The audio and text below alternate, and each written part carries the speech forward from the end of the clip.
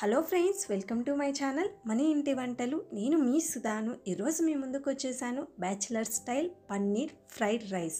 మీ దగ్గర టైం లేనప్పుడు, రుచికరంగా త్వరగా చేసుకొని తినాలనిపించినప్పుడు ఈ రైస్ చేసుకోండి. చాలా ఈజీ చేసుకోవడం, చాలా టేస్టీగా ఉంటుంది. ఇప్పుడు ఇది ఎలా చేసుకున్నా చూపిస్తాను పదండి. స్టవ్ పైన ప్యాన్ పెట్టుకొని అందులో 1 టేబుల్ స్పూన్ బటర్ వేసుకోండి. మీ దగ్గర బటర్ లేకపోతే ఈ ప్లేస్లో ఆయిల్ వేసుకోవచ్చు. 1/2 టేబుల్ స్పూన్ వరకు కారప్పొడి, చిటికెడు పసుపు, కొద్దిగా ఉప్పును కూడా వేసుకొని ఒకసారి బాగా కలుపుకోండి మీడియం ఫ్లేమ్లో పెట్టుకొని.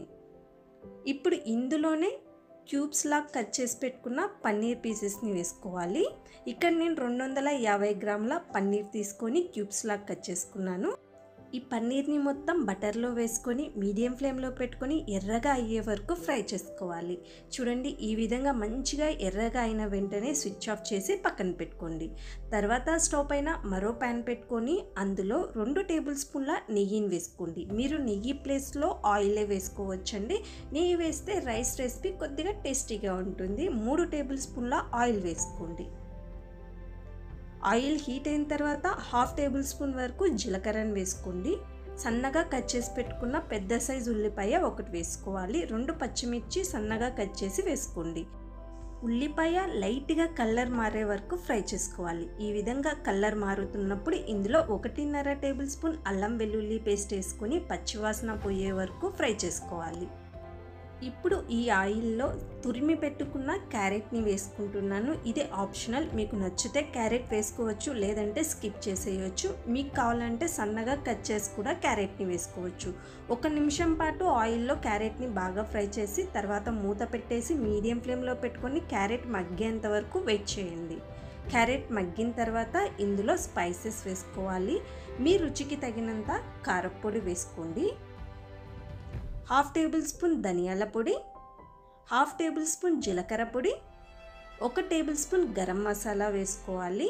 రుచికి తగినంత ఉప్పు, చిటికెడు పసుపును వేసుకొని ఒకసారి మసాలాలు కూడా ఆయిల్లో బాగా ఫ్రై చేసుకోండి.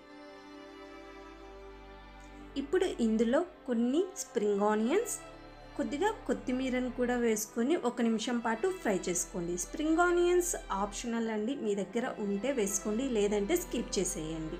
తర్వాత ఇందులో ఫ్రై చేసి పెట్టుకున్న పన్నీర్ పీసెస్ మొత్తం వేసుకొని మసాలాలో 1 నిమిషం పాటు బాగా ఫ్రై చేసుకోండి. ఇప్పుడు ఇందులో పొడిగా వండి పెట్టుకున్న అన్నంని వేసుకోవాలి. ఇక్కడ నేను రెగ్యులర్ రైసే వేసుకుంటున్నాను. మీకు కావాల్సి ఉంటే మీరు బాస్మతి రైస్తో కూడా ఈ రెసిపీని చేసుకోవచ్చు. నేను అన్నం వండుకునేటప్పుడే ఉప్పు వేసి వండుకున్నాను కాబట్టి నాకు సాల్ట్ కరెక్ట్గా సరిపోయిందండి. మీరు ఒకసారి చెక్ చేసుకొని మీకు ఉప్పు సరిపోకపోతే ఈ ప్లేస్లో ఉప్పును వేసుకొని ఒకసారి బాగా కలుపుకోండి. అంతే అండి, ఫైనల్గా పన్నీర్ ఫ్రైడ్ రైస్ రెడీ అయిపోయింది. దీనికి ఎటువంటి కర్రీస్ కూడా అవసరం లేదు, డైరెక్ట్గా సర్వ్ చేసుకోవచ్చు. చాలా సింపుల్ కదా, మీరు కూడా మీ ఇంట్లో ట్రై చేయండి. మీకు ఎలా వచ్చిందో నాకు కామెంట్ సెక్షన్లో చెప్పండి. వీడియో నచ్చినట్లయితే లైక్ చేయండి, షేర్ చేయండి. మోర్ ఇంట్రెస్టింగ్ వీడియోస్ కోసం ఛానల్ని సబ్స్క్రైబ్ చేసుకోండి. Thank you so much for watching my videos.